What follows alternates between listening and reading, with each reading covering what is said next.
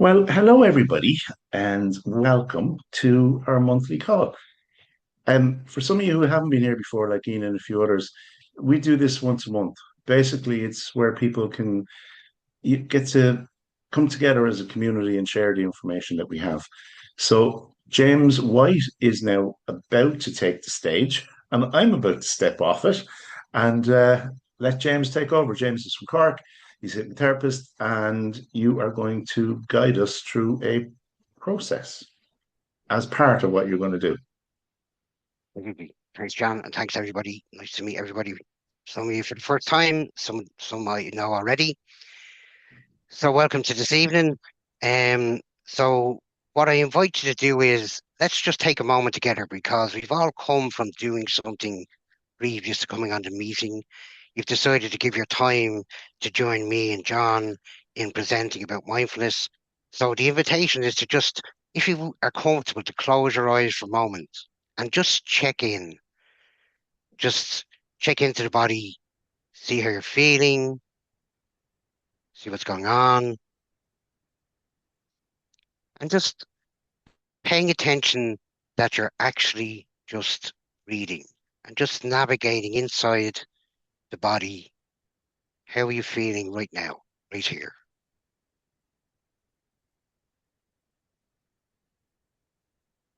And then when you're ready, you can gently open your eyes Can I leave mine closed? and you can keep them closed if you want. Okay, so as John said, I'm James. I'm from Cork. I'm a hypnotherapist, mindful and emotional intelligence facilitator. My dad with a teenager and two adult kids still living at home, which you can imagine throws up different challenges each day. I'm obsessed with the mind and the different techniques that are out there that are very beneficial to us. Obviously, hypnotherapy being one of them, and mindfulness being another one of my passions. And I'm quite recently an author, but later, some more on that. So, today or this evening, we're talking about what's your story and how mindfulness and meditation may be able to help. And we're going to do this by exploring it together. So, the presentation I'm giving, it's very interactive. This is all about you and it's not about me. So I will maybe ask prompts or give questions. And the invitation is if you're comfortable to let's hear your voice in the room if you can, or in the chat box, and let's see how we get on. And I love my work and what I do and the different tools and techniques and knowledge that I've learned over the years because it sort of has so much potential to change other people's lives for the better, just like it's done for myself. And my hope this evening is that through some conversations and experiences, offering you some information from my experience and knowledge of mindfulness and meditation, that you'll all be able to take something away for yourself. And, when I was putting the presentation together, I was thinking about, I suppose, for quite a few people that I know in this area, it can be very lonely when you're working with yourself or working for yourself. And even though you have connections with other colleagues and stuff, the day-to-day working with clients, there are challenges that they come to you that you face, and the stories that we sort of tell ourselves in our own mind. And when we have that sense of loneliness, what I found is that mindfulness can be a great tool at those times. It can be a great tool to open up my own awareness to what's going on. What's the story I'm telling myself? And is it factual or fictional? Or what's the basis of it, why it's in my head? So I suppose when we're looking at mindfulness, it's talking about being more self-aware, exploring our own potential and creativity, and accessing the powers that we have inside ourselves, understanding and gaining knowledge from our own minds.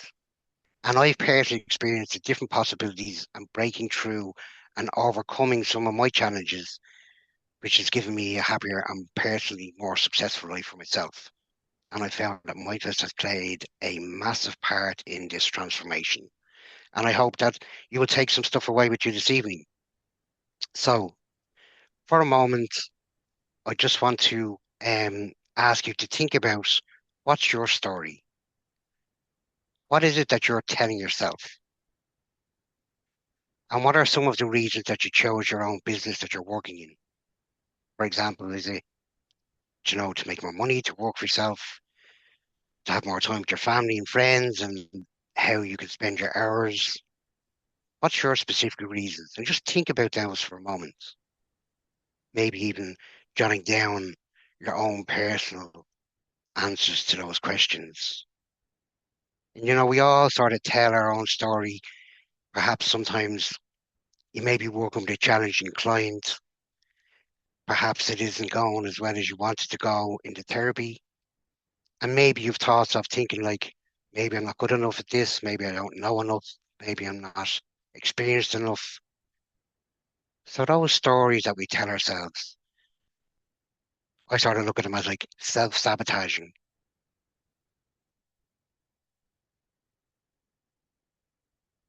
And then if you think about doing group work or public speaking or presenting or putting ourselves out there and networking,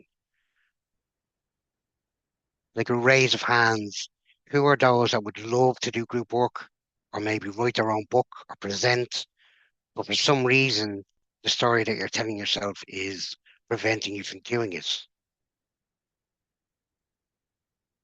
Anybody out there thinking about working with groups, maybe writing your own story, your own book, or feeling nervous in public speaking or group presentations?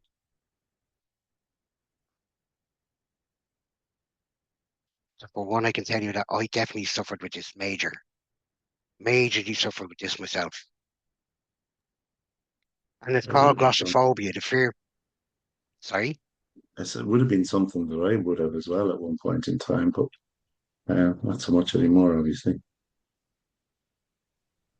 Yeah, but I think it runs through our mind. I think at times, that's feelings of not being good enough, not being able to provide the right answers to the right questions, or struggling maybe to appreciate the qualities and the knowledge and experience that we have, that we are there and we can give others. We do it one to one with clients, but could we provide that to a bigger audience if we were able to step outside that zone and actually present to people or present to Absolutely. groups or work with groups? That's very, and that's partially like things like this are partially designed to help people to do that, which is the other side of it. Mm. So I'm going to stop talking now again. And no, sure, it's all about, like, this is about it's about us, it's about everybody on here to participate in some way, shape, or form. Hmm. And when I was doing the research into this public speaking, if you can use the chat box or you can use your voice in the room, what percentage of people do you think suffer with the fear of public speaking, if you were to put a percentage on it?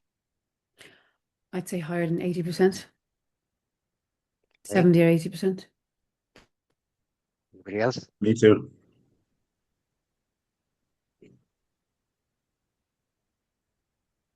Mm. So research, it says it's between 70 and 80%. So if you do suffer with this, you're not alone. And some researchers, when I was looking into it, actually say it's the number one fear, depending on where you're researching for it. But what I'm comfortable in saying is that it does impact quite a lot of us. And if you think about it, why do you think it's so challenging for yourself or other people to do it? What do you think prevents them from doing it or Being holds them back? Probably being judged. Judge, yeah. Anything else? I remember hearing a very funny line, which was that public fear of public speaking was the biggest public fear. Fear of Mm. dying was number four. So it was actually worse to be Mm, giving the eulogy at the funeral than the one in the coffin. Mm. yeah. Yeah. You can't be judged from the coffin, obviously. No. And you're right. The research would say the overall is fear of judgment. Mm. And I suppose the other thing is when we're putting ourselves out there, there's a sense of being vulnerable. And when we're vulnerable, we're then open to judgment from what other people think or say about us. So, how do you think that may affect us mentally from a business perspective, missed opportunities, Mm. or even just personally on your day-to-day life? Yeah.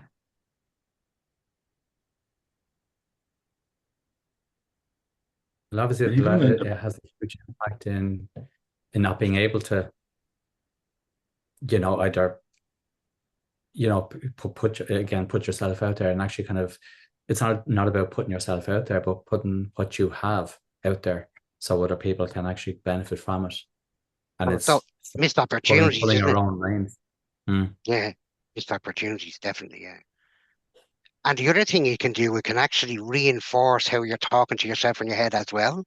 It can reinforce that I'm not good enough, or I can't do this, or why would people listen to me? You know, I'm not knowledgeable enough, or I can't connect enough with people. So it has that voice that goes around in our head, and it affects us in many different ways, like all of those things that are on the slide there. And I want to tell you a little brief story about myself. So I am a procrastinator. I do suffer at times with imposter syndrome. I definitely have self-sabotaging thoughts at times. And when I was sort of learning and training and even presenting or trying to present to people or groups, I was sort of told by some people, "Oh, feel the fear and do it anyway." And that definitely didn't work for me. That just increased my anxiety. I was talking to John at the start before you came on. I can still feel anxious even this evening presenting to all you folks because you're my peers, my colleagues, Mm. and there's this sort of sense that I want to present some valuable information to you that you can take something out of it. And there can be those thoughts of, "Oh, I'm not good enough for this." But here Mm. I am. And mindfulness has helped me doing it, has helped me do it.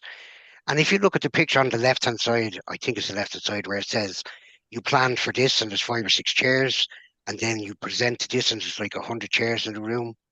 I was invited to speak a few years ago to do a keynote speak um, opportunity in Bahrain about mindfulness, and to include how it can sort of help safety, because it was sort of a safety at work project they were doing. And I initially was told it was for 40 or 50 participants, which at that time probably would have been one of the biggest audience that I would have presented to. So over I go, um, walked into the room, and the room was absolutely massive. It was like 50 or 60 or 70 tables with loads of chairs around them. 250 people walked into that room. And you know that what you're saying?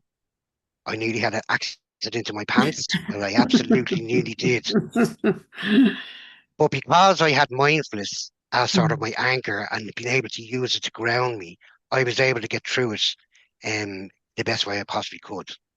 So what we're all talking about, what I'm talking about today, is about mindfulness meditations and how they can help us with our stories, how we can be of Mm. support if you want to network, if you want to present to groups, or just about yourself and how you feel about yourself personally.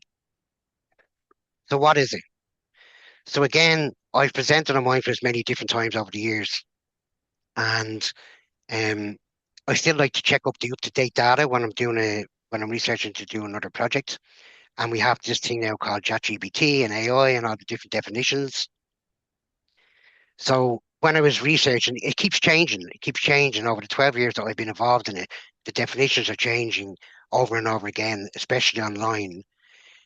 So the ones that I've come up with from this previous couple of weeks when I was putting this presentation together, mindfulness is a mental state achieved by focusing one's awareness on the present moment while calmly acknowledging and accepting one's feelings, thoughts, body sensations, and use as a therapeutic technique. And meditation is the action or practice of meditating, or the act of giving your attention to only one thing. So that's the definitions that are online. Mm. The ones I like are these. And these are from 3 different people that I've chosen out of many of the teachers that I followed. So the first one is by Dr. Judy Bernetsky Lewis, and she's done lots of research on the benefits of meditation. And she puts it, meditation refers to a family of mental training practices that are designed to familiarize the practitioner with specific type of mental processes. And then Thich Nhat Hanh, who is, if you've heard of him, he's a very famous Buddhist monk from Vietnam. And he says, mindfulness is to concentrate, focus, and be aware of what's going on right now. And then a Western teacher called John Kabat-Zinn, he puts it like, mindfulness is paying attention on purpose in the present moment, non-judgmentally. Now, some people struggle with the non-judgmentally part. But what he actually means there is It's not that we're not going to judge because it's sort of built into our psyche. But when we're judging using mindfulness, we become aware that we're judging somebody or something or some situation. And we stop ourselves following the thought process of going into that judgment further and letting it go and just coming back and paying attention to what's important for you right now in that moment, rather than chasing the thoughts. And you and I know our thoughts are like a train. Keep on going, cascading, cascading. And if we continue to follow them, generally, they're not really beneficial to us. So let's get to a little bit of the science on it. So mindfulness has started being studied since the 1980s. And I don't know if you can see the picture on the slide well, but over the years, you can see that it's gradually gone up. And up to 2021, there was 1,362 papers done on mindfulness and meditation and the benefits of it. There was a slight fall in 2022, but it increased again in 2023. The point of this is there's lots and lots of research going into how mindfulness is beneficial for us. And looking at science, we're talking about neuroscience and what neuroscience and neuroplasticity. The research provides evidence supporting that we can build new neural pathways. So again, if you look at the brain and the mind, as in when we continue following a thought pattern consistently, it sort of builds a road. And then when we're activated, if you know about the fight, flight, freeze and the threat system that's built into our brains, we will continue going to that negative place in the first instance. Excuse me. And what mindfulness can do by using and being mindful and being more aware is we can create new neural networks, new roads with beneficial actions and reactions, which then help us in our daily lives. It can allow us to increase the less time being fixated on negative and the quicker time to coming back to the present and taking clear action.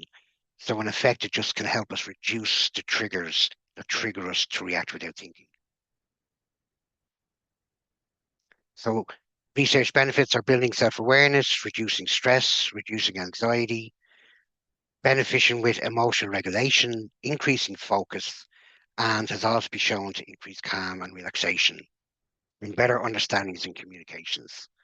So it helps us paying attention to what's going on in the body and in the mind, and to let go of those old negative reactions and thought patterns that we have, especially to anxieties or fears. So a little bit like when we started this evening, I asked you to just check in and see what's going on inside your body, see how you're feeling, see how you're arriving today. It's not, that's what mindfulness is all about. It's about going, okay, I've come away from the meeting, or I've come away from making the dinner with the kids and the family. I'm coming to a meeting or coming to a group log on like this evening, and I'm not going to worry about what time is it going to end at and what time I have to go to bed. I'm just going to actually bring my focus and attention to what's happening right here, right now, and seeing what I can learn and what I can benefit from here myself. So that's in essence, I suppose, what mindfulness is about. And meditation is the practice where you're dedicating time to actually go inside and explore what's going on in your body and in your mind and your thoughts. So I've talked quite a lot. So I'm going to invite you in a moment to actually take a mindful practice with me. It's just about breathing. But before I get into it, I want to talk about VAC, V-A-K, visual, audio, and kinesthetic.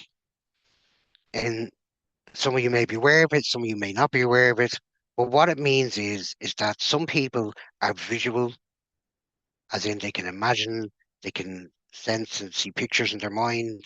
Some people are audio and they need somebody to guide them or talk to them.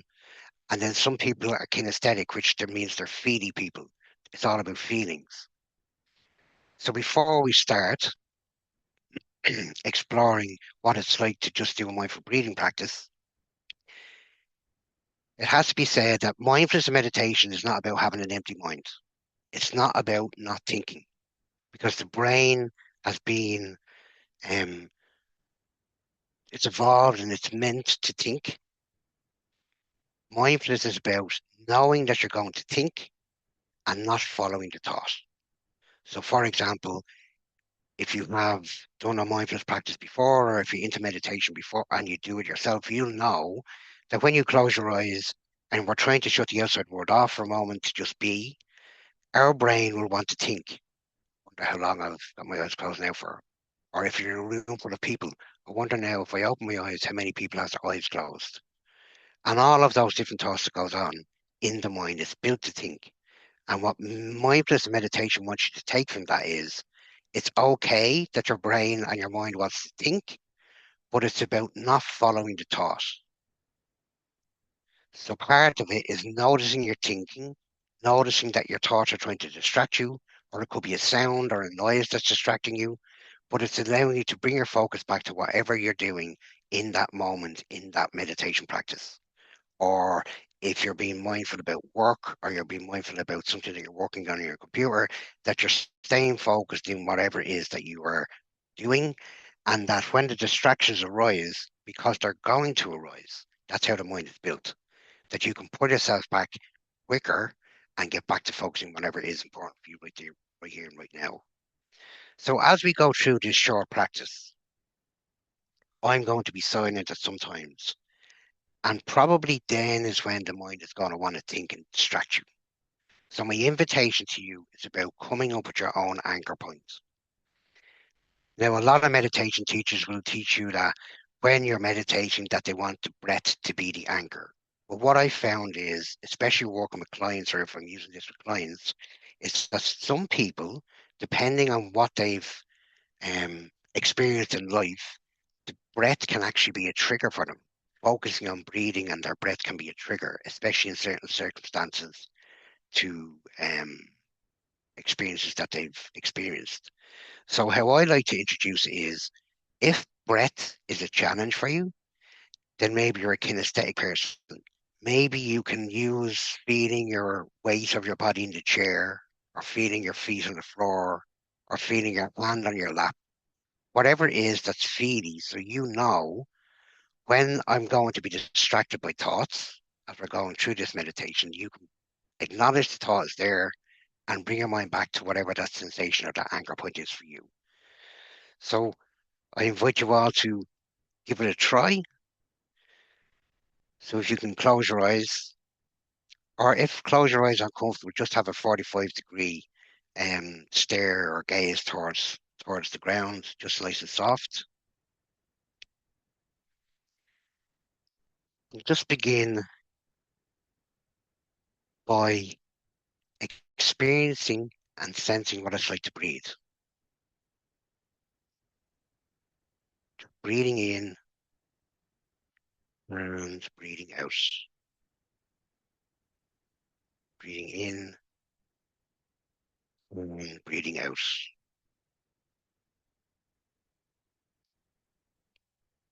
Perhaps you can expand the experience and follow the breath as it enters your body. If you're breathing in through your nose, your mouth, where does the breath go? What sensations do you feel? Do you feel the air hot on the exhale, cool on the inhale? Perhaps you sense the body breathing, the chest or the diaphragm or the belly expanding and contracting.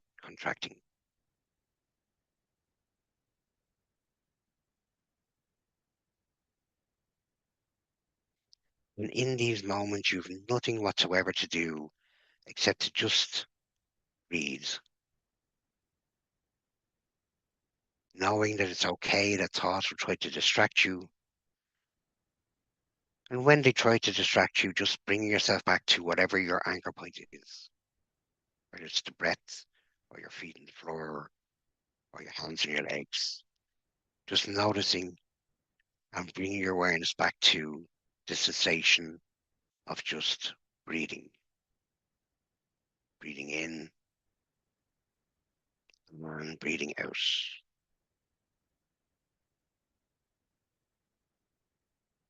Breathing in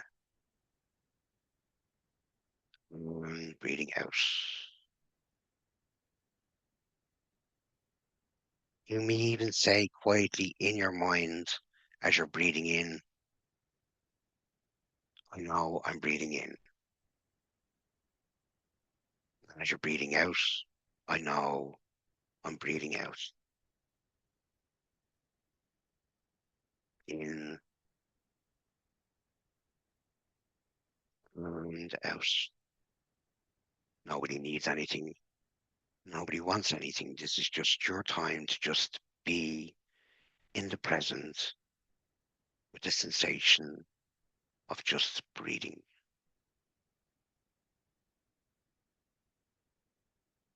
And that's right.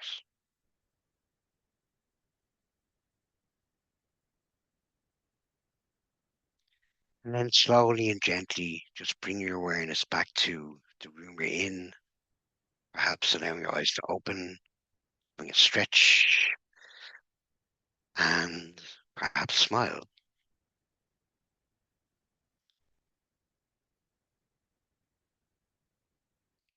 So, how long do you think that was? Mm-hmm. Elizabeth? I don't know, seconds? Seconds. Time, 4 minutes, time maybe? wise, 4 or 5 minutes, if even that. 4 or I 5 was going to minutes. say Anybody else? 10, actually. 10. Julia says 3 minutes. And how do you feel after doing it? And you can be honest. How do you feel after doing that practice? Well, I actually love it because I do a Mm. lot of breath work anyway, so it really connects me back with me. Otherwise, this makes me present. Mhm. And it doesn't have to be Anybody else? complicated or, in depth as such. It is literally as basic as breathing can help you just to relax and take yourself away from whatever you're doing. And Julia says nice and relaxing. Barbara says grounded and calm. Catherine says relaxed and at ease. Mm. Cool. Good. So it was 3.5 minutes. 3.5 minutes to do that. And how I sort of use this um, for not only myself, but even for clients, especially if they're coming and they are anxious or they're nervous, is to get them to do 60 seconds, to just take 60 seconds to do nothing else. And I just talk them through breathing in and breathing out. And I would generally, most of the time, guess similar experiences like what you've said, calm, grounded, relaxed, present. So it has a massive benefit to us. So I have a question. If there's anybody out there that would like to be more proactive promoting themselves, networking, working with groups, presenting, but perhaps are not confident or a bit tentative about it, and reflecting back on the question I asked you at the start, what's your story that you're telling yourself? What's stopping you from doing that? What's stopping you from taking that step? And you may not have a correct answer right here, right now. It doesn't really matter. But I suppose if you remember, this is about you and how you can add a deeper awareness to yourself and connect with your innermost thoughts and the negativities, and perhaps use mindfulness as a way forward. So, following on from that, for those people who maybe perhaps want to work with groups or who want to put themselves out there, but for some reason are tentative about doing it, how do you feel just even thinking about performing in front of a group? How do you feel? And you can put it in the chat box or you can unmute yourself.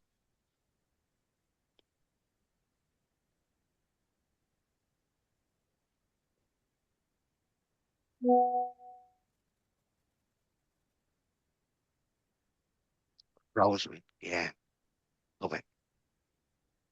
There is that sense, isn't it? It's, oh my God, I'm in the spotlight. And it says it's great to perform before groups. Cool, I'm glad, yeah. Although about 4 or 5 years ago, I wouldn't have agreed to that. Mhm. When John rang me and asked me would I be interested, I would have went, no, it's okay, I'm good, thanks. I didn't say no way. I'd have gone out the door.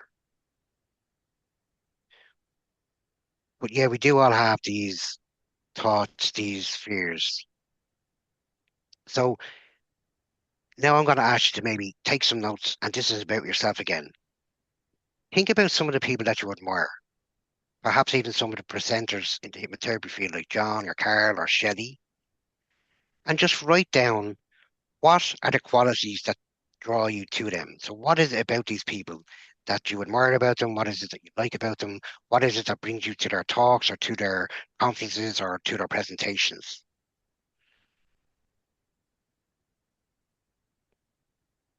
Just take a moment or two to jot down some of the qualities these people have.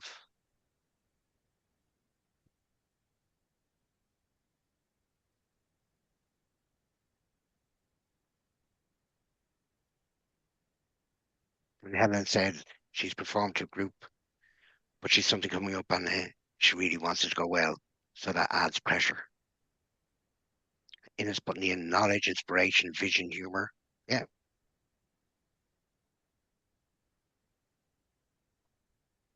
And now I want you to take a moment and I want you to think about what qualities have you got?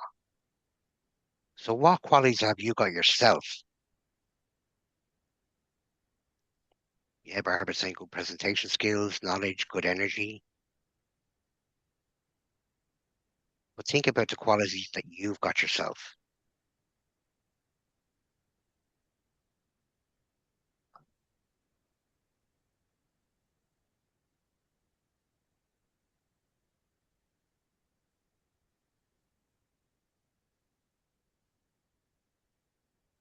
Okay.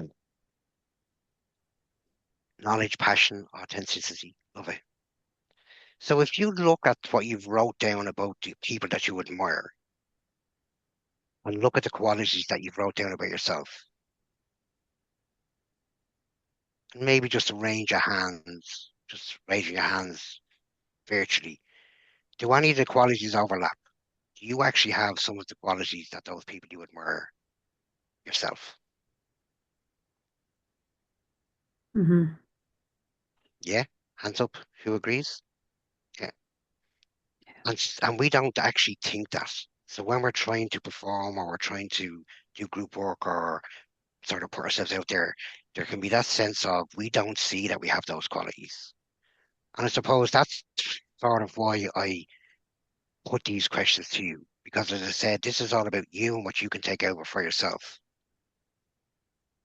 And here's what we know about self-talk. This talk that we have about ourselves, stories that we talk about in our minds. Negative feeds negative.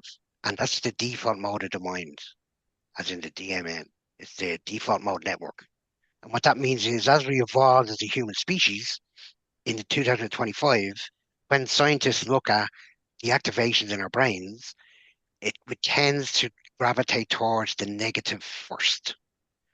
It's easier to remember the negative and to talk about the negative and to ruminate about the negative, and it's harder to actually look at the positive.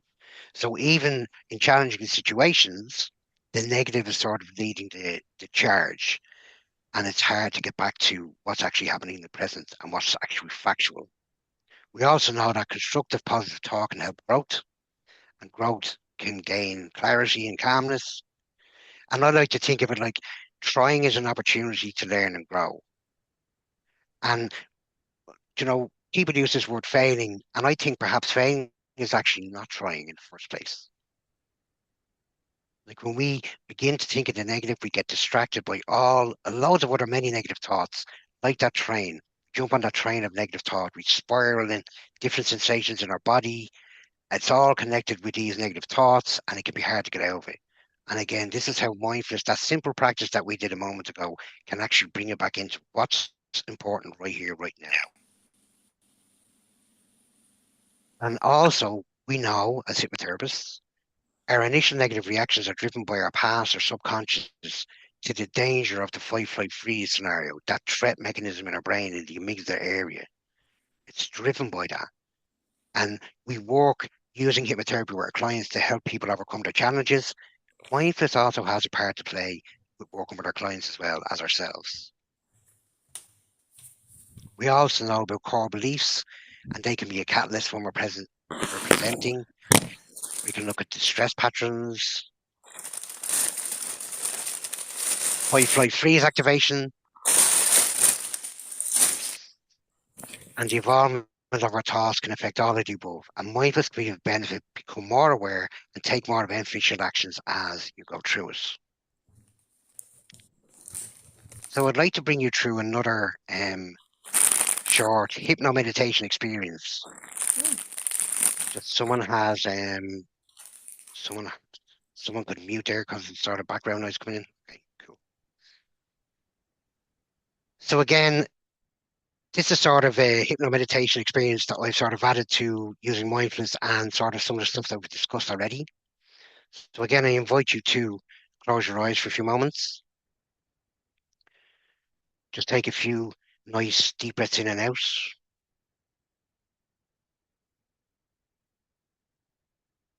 And just be mindful that right now, right here, you're safe in your surroundings. Or perhaps focusing on those special qualities that you have deep inside you. Perhaps those qualities you took note of as we went through it a few minutes ago. Those qualities that you actually have, that you can actually use. And just using the power of your mind, you may even be possible to see yourself in the future, sharing your knowledge, presenting to groups, doing presentations, or just being more confident within yourself, letting go those old stories that go around in your mind.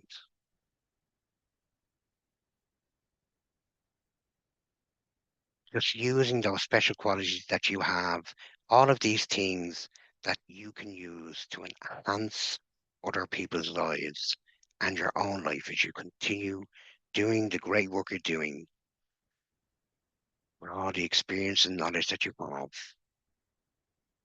and those special qualities you have deep inside you.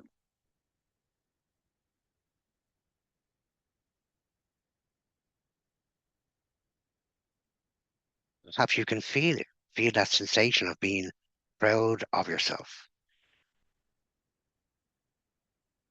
being grateful for all the experiences and life's knowledge that you have, which you can use to utilize and enhance who you are, how you show up, how you navigate day to day,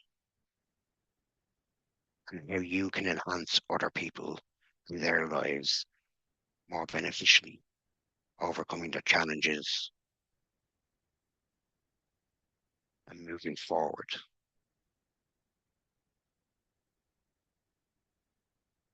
And just enjoy that sense.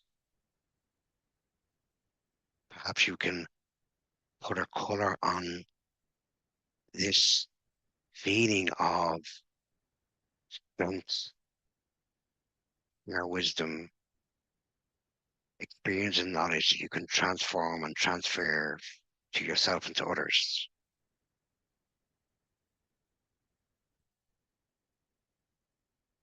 And you know the power of the mind, you know the power of the subconscious, how it can help you connect the dots, transform old habitual reactions to more beneficial reactions as you move forward from one day to the next.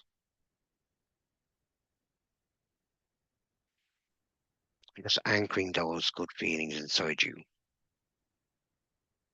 knowing that they will grow and continue to grow from this day forward as you continue on this wonderful journey, enhancing and transforming lives for the people that you meet.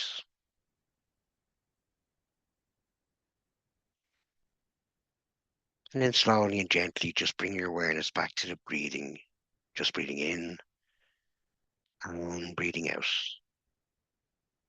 Breathing in and breathing out.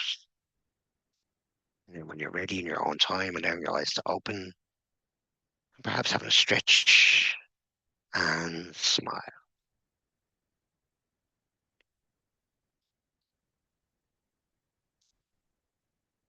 So it's all about connection and not perfection. And Dr. Dwayne Dwyer has a quote which says, "Don't die with your music still in you." So my message to you is this: let others continue to hear your music. Calmness can lead to clarity. Clarity can lead to inner wisdom or insights. Insight and inner wisdom leads to answers, and answers leads to growth. And mindfulness can have a benefit in helping you find some of your answers.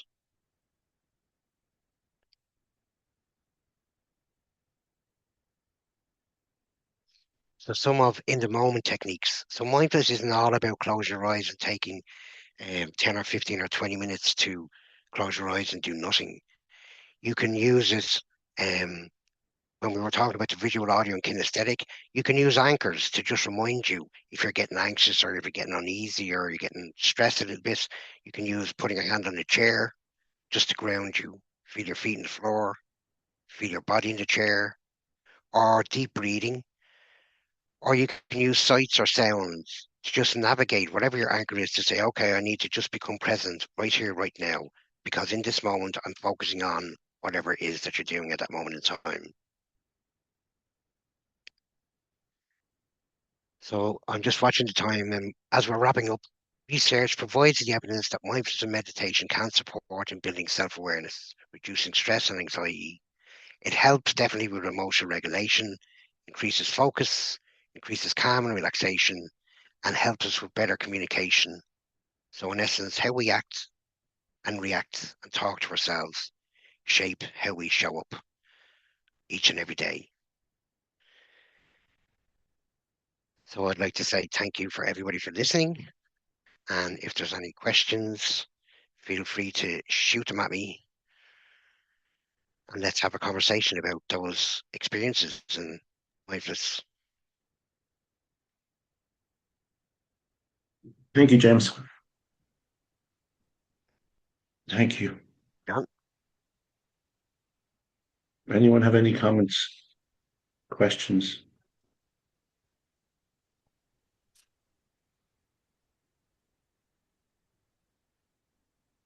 I know it is an expansive topic. Sorry, go on. Yeah, Yeah, yeah, no, I just love the quote you said, or I don't know who it is, but don't die with the music inside you.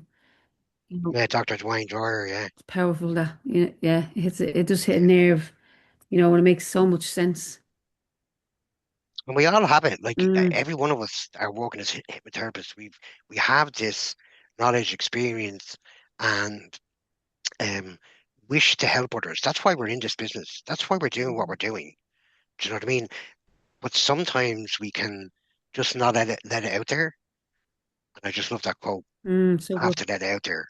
And especially if you're talking about presenting or working in groups, like the more people that you get and the more people that you can reach, you're going to be of huge benefit as you move forward. And like as John said to you, John, you and I had discussed it beforehand. Like I was anxious even coming on here this evening, even though I've presented and done, speaking all over the world. There can be that sense of I don't want to let you down. Mm, And even though we only had an hour today, like there's mindfulness and meditation can be expanded into like a whole day or a weekend of training and different tools and techniques and experiences, but it has to be experiential.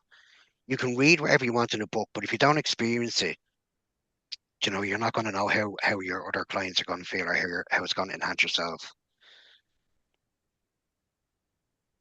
And thanks for the comments in the chat box. I hope you found a benefit. yeah. Thanks, Yeah, James. That was I'm very with good. you. I'm with you on that, Elizabeth. I always remember, I think it was a Tony Robbins story years ago of, you're a couple of days from dying and you're sitting on your porch in your Mm, rocking chair and you don't want to be looking back with regrets, no. So it's like just live in the moment.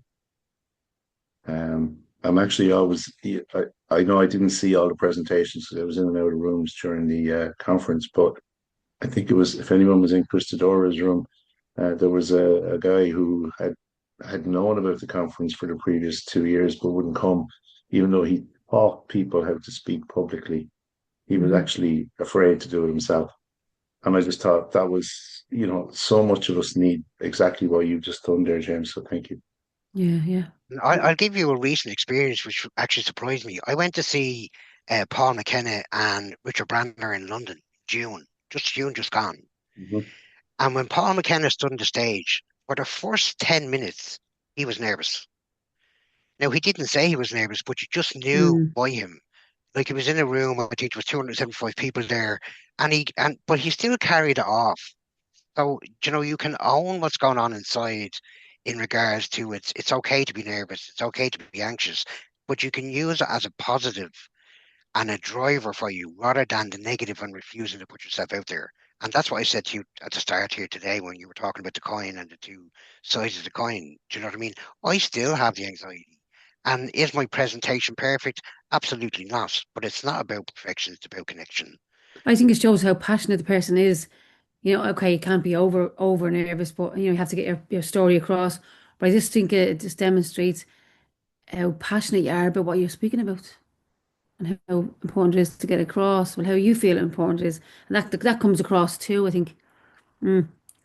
And the Like I other side of use it it. is, sorry, just like all I was going, the other side of it is that that side of anxiety, the opposite side to that is excitement. And I think Yeah, everybody stands up and for the first 30 seconds to a minute, no matter how much you've done yeah, it, you still feel it.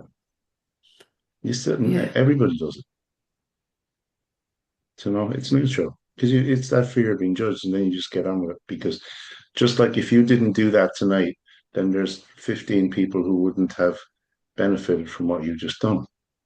yeah. It Like may not have Vincent's been put in. perfect in your mind, but it was perfect to those of us who attended it. So it is about, I suppose, it's almost like the way people talk about when you start to learn hypnosis and you start and you have your script and you're reading it and then you realize, oh damn, I missed a line. The client doesn't know you missed the bloody line. Do you know what I mean? Yeah. You do when you blame yourself for it, but the client hasn't a clue. It's the same here. You might feel like you let something out or whatever, you didn't deliver it, but ask anyone else there now and they're going to tell you they enjoyed it. I think when you mentioned Tony Robbins, so when I'm doing some teaching that I do on a different project, Tony Robbins, I remember he gave an example of four boxes numbered 1, 2, 3, 4. And in the first box, he talks about potential. So we all have unlimited potential. And then the second box, he has action. So we have to if we use our potential, we're taking action to do something. The third box was results. And he sort of put to the side, well, I sort of put to the side on when I'm teaching about it is that when you look at results, if you look at loss or win, that's when you can get into sort of navigating those negative self-talks in your head. Whereas how I like to look at the results is, okay, if I won or I did well, that's great. But if I didn't actually perform to maybe what I wanted to perform, what can I learn about it? So rather than it being a failure, I've tried out something and there's a learning from me. There's a learning from tonight. There's a learning from every presentation. You probably know that yourself. Your presentation for years. But I think you always can take away something that's going to help and add whenever you do something the next time. And like Vincent put in the chat box there about feeling the anchor and saying how it can be useful, especially for people who have panic attacks who could have issues focusing with breathing. And that's what I found like over the 12 years, and it still happens out there when you go to a meditation class or a meditation teacher, they're asking you to specifically use the breath as the anchor point. That's very, very difficult, not only for people who have panic attacks, but people who've been abused or anything like that, they Mm, don't want to, if that's the sensation that they had when something was happening to them, they don't want to focus on breath. It's the furthest thing from their mind. So using different anchor points helps. yeah, yeah. Absolutely. James, when you were talking there about the thing of being, when you're nervous, you go in to do a talk or you're in front of a group and you're nervous.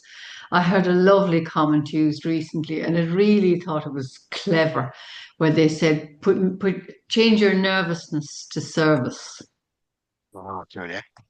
And I just thought, yeah, that's a good way of looking at it. Yeah. And I think there's loads of in the moment practices that you can do with mindfulness, which are sort of conscious, which is on the point that you just said. And I think it's like taking 3 breaths. On the first breath, you're sort of you're giving yourself permission to become present.